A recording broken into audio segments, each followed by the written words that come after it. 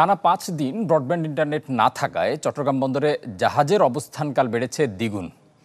বহির্নোঙর থেকে বন্দরে ভিড়তেও লাগছে বাড়তি সময়। শিপিং এজেন্টরা বলছেন, নির্ধারিত সময়ের অতিরিক্ত প্রতিদিনের জন্য এক একটি জাহাজকে ১০ থেকে ২০ হাজার ডলার মাশুল দিতে হয়। ফখরুল ইসলামের রিপোর্ট। সচরাচর চট্টগ্রাম বন্দরে জাহাজের গড় অবস্থানকাল ২ দিন বা ৪৮ ঘন্টা। তবে এই সময়কাল ৪ দিন বা ৯৬ ঘন্টা পর্যন্ত গড়িয়েছে সাম্প্রতিক সংকটে। কোনো কোনো ক্ষেত্রে আরও বেশি হয়েছে টার্ন অ্যারাউন্ড টাইম। তথ্য বলছে ১৮ থেকে ২২ জুলাই ব্রডব্যান্ড ইন্টারনেট না থাকায় বন্দরে ভিড়া থেকে বন্দর ত্যাগ পর্যন্ত অধিকাংশ জাহাজেরই সময় লেগেছে ৩ থেকে ৪ দিন। আর বহির্নোঙর থেকে বার্থে জাহাজ ভিড়তে সময় লাগে ৩ দিন। সাধারণ সময়ে যা লাগে ১ থেকে ২ দিন। ইন্টারনেট না থাকায় বন্দর থেকে কন্টেইনার খালাস কমে যায়। এতে জায়গা সংকটে কন্টেইনার নামাতে বাড়তি সময় লাগে জাহাজ থেকে। আবার ইন্টারনেট সমস্যা এবং পণ্যবাহী গাড়ির সংকটে আইসিডি থেকে বন্দরে কন্টেইনার পৌঁছাতে পারেনি সময় মতো। ফলে জাহাজীকরণেও লাগে বাড়তি সময়। এতে ব্যয় বেড়ে যায় জাহাজ পরিচালনাকারী আর আমদানিকারকের।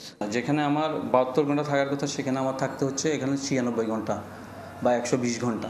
তাহলে তো আমার শিডিউল আমি মিসম্যাচ করতেছি। শুধু যে একটা ভয়ের জন্য হচ্ছে তা না, এই সিকুয়েন্সটা কিন্তু তাকে বই বেড়াতে হচ্ছে।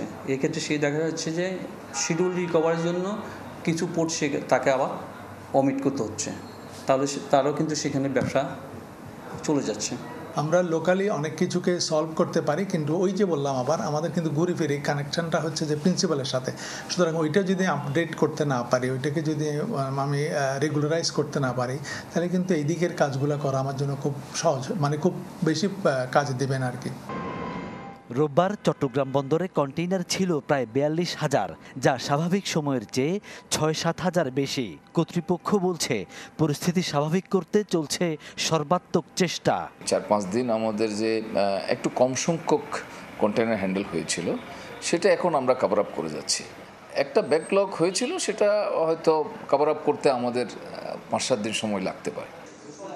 বর্তমান পরিস্থিতির জের টানতে হবে আরও বেশ কয়েকদিন, বলছেন বন্দর সংশ্লিষ্টরা।